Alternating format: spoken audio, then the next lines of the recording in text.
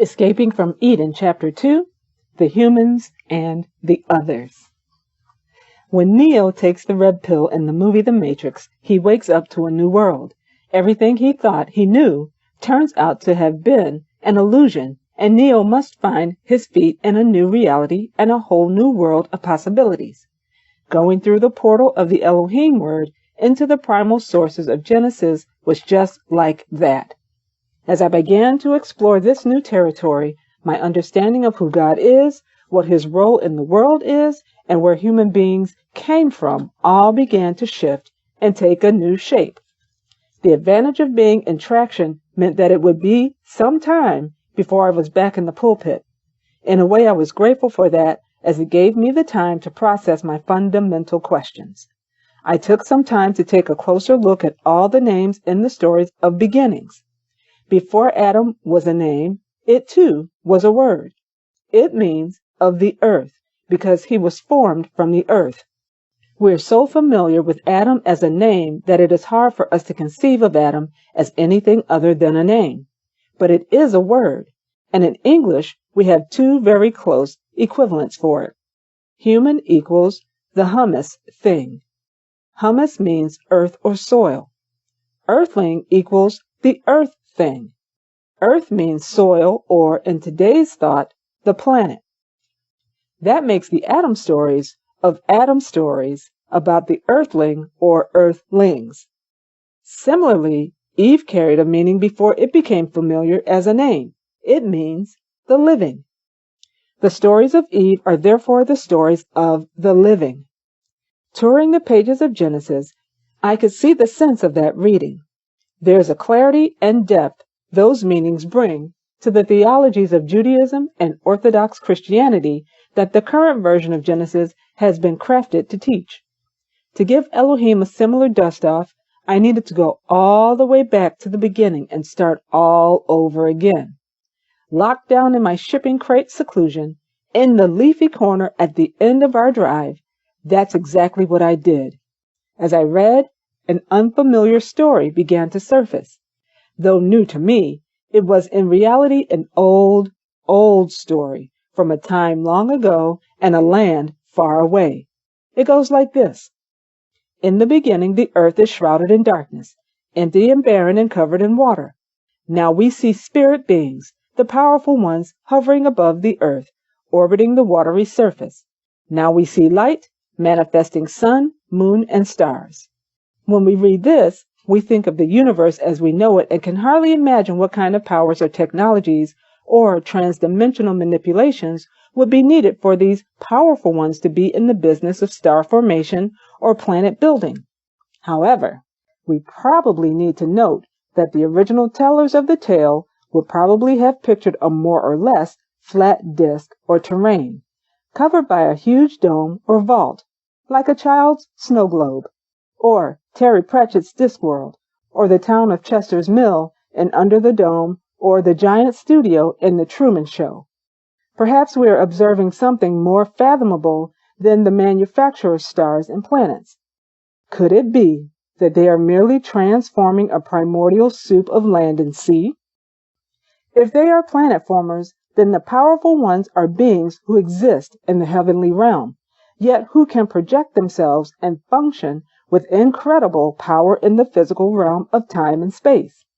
If we think of ourselves as beings moving in the 4 dimensions of space and time, then perhaps we might describe the powerful ones who arrive from beyond what looks like the beginning of time as multidimensional or transdimensional entities.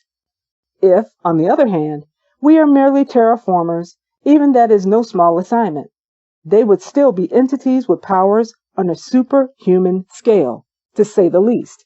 In whichever way we may conceive of them, the story invites us to recognize a power well beyond anything we are familiar with.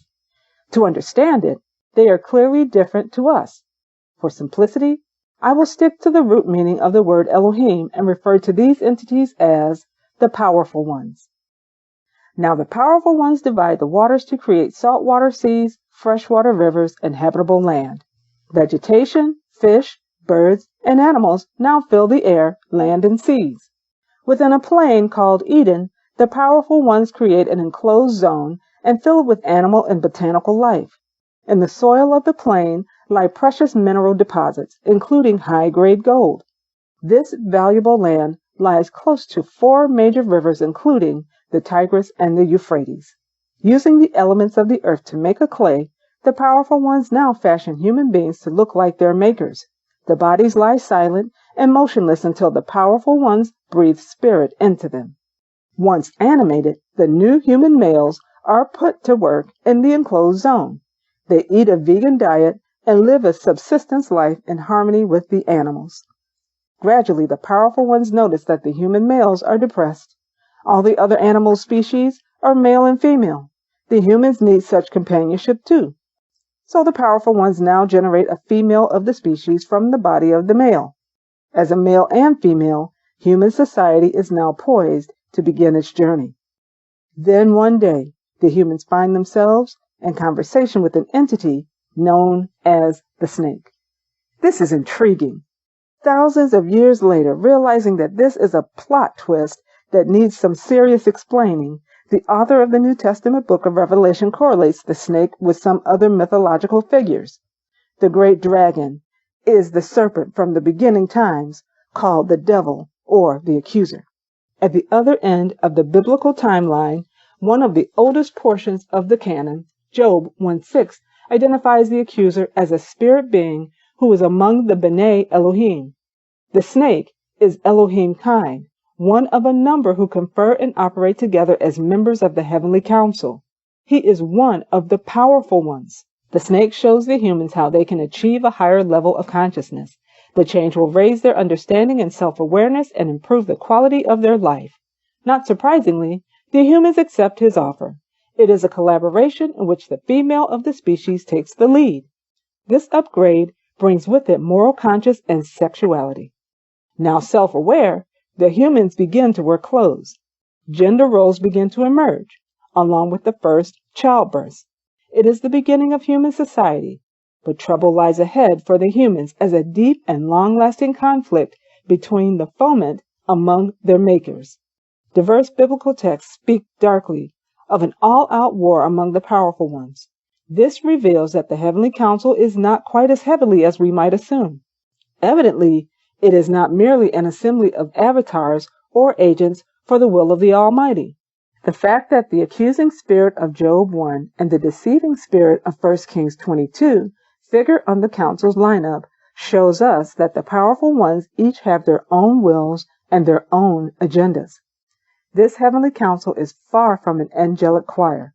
Because of this, I would suggest that the heavenly council is a misleading description of this intriguing body. To my mind, heavenly implies divine, lovely, beautiful, and tranquil. So I will refer to it as simply the council. If Elohim refers to the diverse and sometimes fractious members of the council, then translating as a single entity called God can only produce an incoherent picture. Sure enough, reading Elohim in a singular as God does indeed throw up some wobbly questions. How could an all-wise God fail to anticipate the human male's need for female companionship? How could a morally good God not desire human beings to be morally aware? If the humans were not morally aware, how could God hold them culpable for making a wrong decision? Why would their gaining moral awareness need to be punished by God with long life, hard labor, painful childbirth, and finally death? How could God not anticipate that the snake would create a problem? Why would God even think to create such an entity? How could God fail to anticipate obvious eventualities to the extent that he would come to regret having made humans in the first place? The singular translation presents us with a God who appears wrong-footed, unpredictable, and cruel. This is exactly the kind of moral distortion I was talking about before. With a plural Elohim, the stop and start, push and pull of the Elohim's actions turns out to be not the vacillations of a double-minded deity. Rather, we are seeing conflicting agendas among the powerful ones. It's about a falling out among the leadership of the council. Throughout the Bible, various texts refer to a full-blown war dividing the council over struggles for preeminence and the progress of the human beings. Those of the council who side with the snake are outnumbered 2 to 1 and are exiled on the earth. If these conflicts are all of a piece, then this warfare and its outcome are neatly symbolized within the Genesis narrative itself. As punishment for breaking rank and effecting this unauthorized upgrade to the humans, the snake is exiled to earth to eat the other powerful one's dust. The male and female humans now face the consequences of their new condition. Until now, they have shared the enclosed area with the powerful ones, communicating face to face with all their needs provided for. But now, the enclosed zone is to be purged, with the humans locked out to fend for themselves in the wild, untamed country of Eden. There the humans begin to produce children. The land of Eden has not been prepared or cultivated, and the men now have to work hard just to provide for their families. Now that they are barred from the enclosed area, the humans no longer enjoy access to the healing botanicals which before had cured every injury and ailment. Denied such cures, the humans begin to die. The first death, however, is a violent one, an assault by a farmer called Cain. When the powerful ones learn of it, the killer is banished from the region of Eden where the powerful ones reside. Contemplating his fate, Cain faces his fear of the people who live in the region of Nod where he settles. As the human population continues to expand, the people encounter other powerful ones, B'nai Elohim or Elohim kind, who begin abducting human females and having children with them. Their progeny are the giants of legend. This strange scenario of godlike beings taking human wives would seem a bizarre plot twist even for a 21st century movie, let alone an account purporting to explain how we got here. Yet it is a story retold in the mythologies of countless cultures around the world. Each has found a mode of preserving the same narrative from prehistory until today. It repeats in Hindu mythology and Greco-Roman mythology. It's part of the sagas of Norse and Celtic lore. The ancient mythologies of Mesopotamia recount it in great detail. And in all the mythologies, the powerful ones' intercourse with humans produces demigods and titans, men and women of legend. Some of these hybrid people have become familiar to us through the literature of Greek mythology. The Greek men of legend include Achilles, Aeneas, Heracles, Perseus, Theseus, Orpheus, and Helen of Troy, to name just a few. In all, there are 28 hybrid people named in the Greek panoply. Hindu lore names 17. There are a couple of Norse mythology and one in Celtic mythology. As human society grows and becomes harder to manage, the council decides that the human beings are living too long and takes a decision to limit the humans' lifespans. Troubling news of abductions of human females and resultant hybridization also reaches the ears of the council. This is not what they had intended. After a period of intense debate, a final solution is agreed. Earth will be wiped clean of the human menace by means of a massive flood. But not all the powerful ones are agreed. So it is that a message is brought to a man called Noah. Along with a warning about the impending flood, Noah is given instructions to construct a rescue vessel and seal his family inside, together with a stock of plants and animals to receive flora and fauna and reboot the human population with the DNA of his extended family. Then comes the deluge. Indigenous mythologies from all around the world tell the tale of a great flood and the repopulation of Earth. It's in the folklore of China, Peru, Korea, Malaysia, Ireland, southern Iraq, northern Iraq, southeastern Turkey, Hawaii, Finland, Polynesia, and the Philippines. It's in the oral tradition of First Nation Americans and in the Australian Aboriginal creation story. 3 times Noah releases a bird to look for land. When the third does not return, he and his family know that land has resurfaced. After the flood abates, the vessel runs aground on a mountain. Now, the animals re-emerge, along with Noah and his family, who make animal sacrifices to thank the powerful ones for warning and saving them. Listen to that. Now the animals reemerge, along with Noah and his family, who make animal sacrifices to thank the powerful ones for warning and saving them. In the aftermath of the flood, the powerful ones speak of the regrettable violence of the deluge and vow never to do such a thing again. The powerful ones speak of this. They affirm a standard of accountability for murder and genocide. Even the animals must now account for any human lives they take. On instruction from the powerful ones, the humans now add fish and meat to their diet. Humanity will now rebuild itself with the gene pool of 5 families, the extended family of Noah. As human society re-expands, the people migrate east of Eden.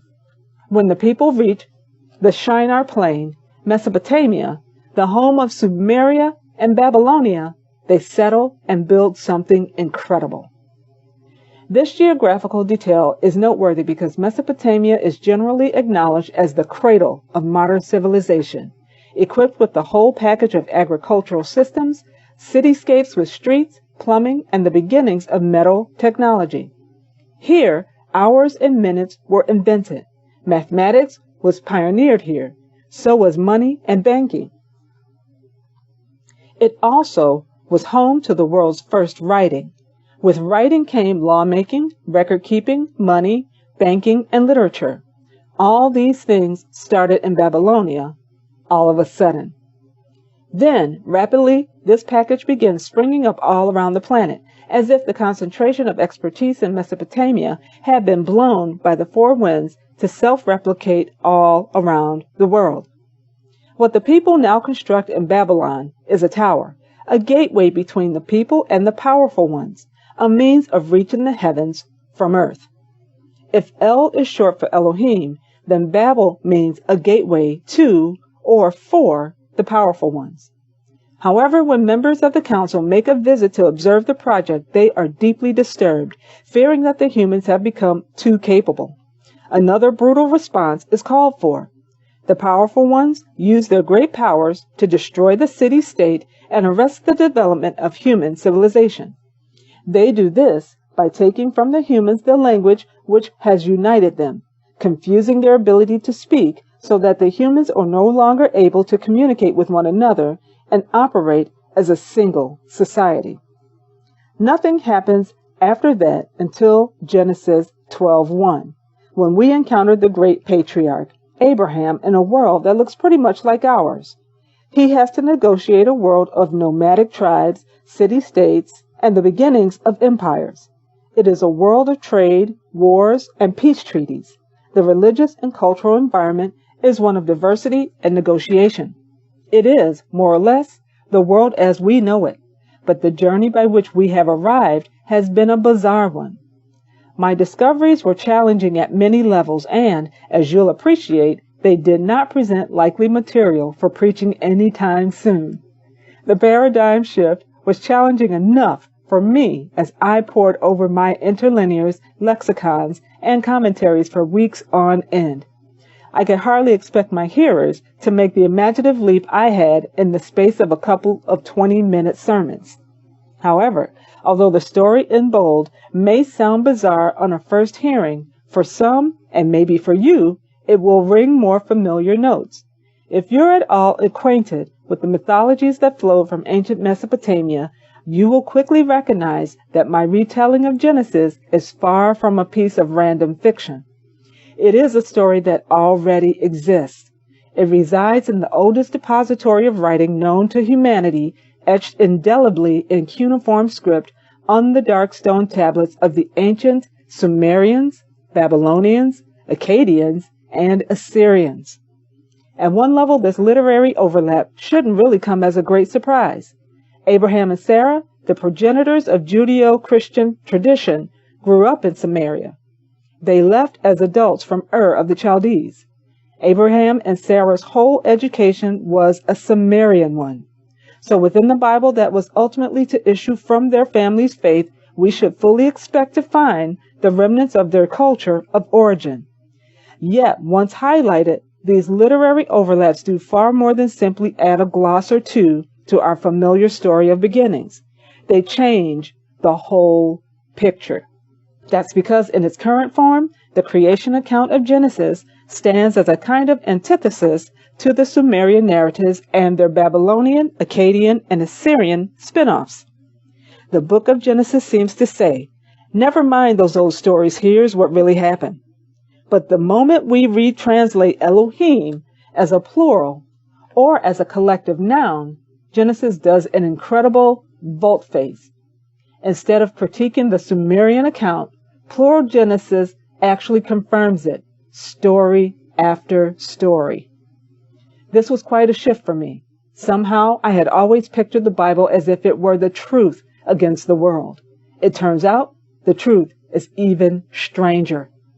Incredibly, I would have known none of this had it not been for an 11-year-old boy from Western Iraq, a boy by the name of Elo, who someone had persuaded to dangle a rope over a 100-meter cliff.